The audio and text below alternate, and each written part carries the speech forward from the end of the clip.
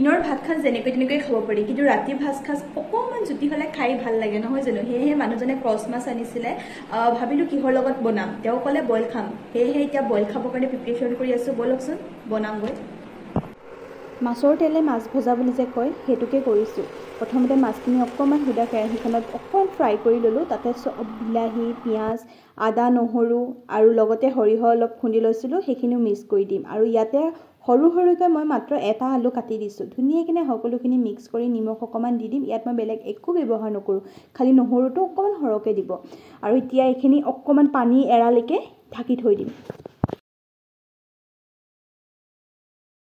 এইফালে এয়া অলৰেডি অকণমান পানী ওলাইছে। এতিয়া মই ধুনীয়াকৈ বিলাহীখিনি মেছ কৰি দিম।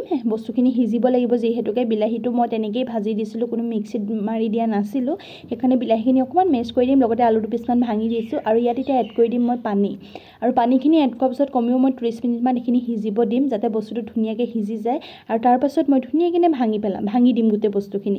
আৰু এয়া চাওকচোন, ওপৰৰ পৰা 2টা কণ বিলাহী দি দিছোঁ। দেখিবলৈ কিমান সোৱাদ লগা হৈছে নহয়নে। এতিয়া মই খাই টেষ্ট কৰি চাওঁ কেনেকুৱা হৈছে। দেখাত নিশ্চয় ভালেই হৈছে, খাবলৈও ভাল হ'ব।